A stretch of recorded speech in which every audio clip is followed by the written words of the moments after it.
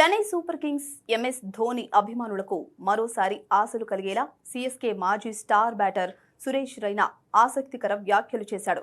Dhoni IPL ప్రయాణం ఇంకా ముగియలేదని, 2027 సీజన్లో కూడా ఆడే అవకాశాలు ఉన్నాయని రైనా చెప్పుకొచ్చాడు. ఐపీఎల్ 2026లో సిఎస్కే తమ చివరి హోమ్ మ్యాచ్ ను సోమవారం చపాక్ వేదికగా సన్ రైజర్స్ హైదరాబాద్ తో ఆడిన నేపథ్యంలో అదే ధోని చివరి మ్యాచ్ కావచ్చనే ప్రచారం జోరుగా సాగింది.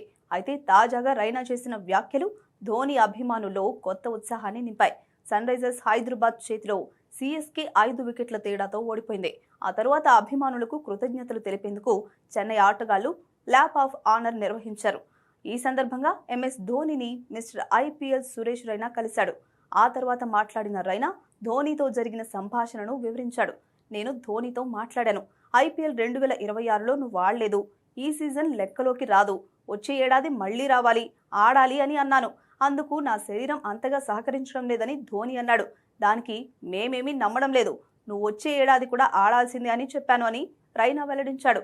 అయితే ఎంఎస్ ధోని పూర్తిగా రిటైర్మెంట్ ప్రకటించలేదని రైనా స్పష్టం చేశాడు. ఇది పూర్తిగా ఎంఎస్ ధోని వ్యక్తిగత నిర్ణయం, కానీ అతడు చాలా పాజిటివ్గా కనిపించాడు.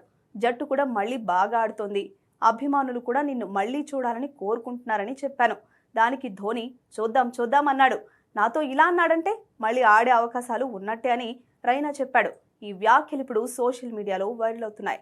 సన్ రైజర్స్ మ్యాచ్కు ముందు ఎంఎస్ ధోని జట్టు బస్సు నుంచి దిగిన క్షణం చపాక్ స్టేడియం మొత్తం ఉత్సాహంతో మార్మోగిపోయింది.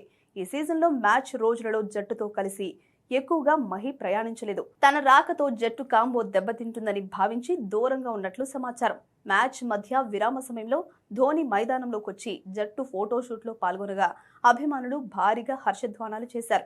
మ్యాచ్ అనంతరం ల్యాప్ ఆఫ్ ఆనర్ సమయంలో కూడా ధోని అభిమానులకు చేతులూపుతూ అభివాదం చేశాడు. గ్రౌండ్ స్టాఫ్ తో ఫోటోలు దిగాడు. ఫోటోగ్రాఫర్లతో సెల్ఫీలు కూడా తీసుకున్నాడు. కాబట్టి చూడాలి మరి ధోని ఏదైనా షాకింగ్ నిర్ణయం తీసుకున్నాడు.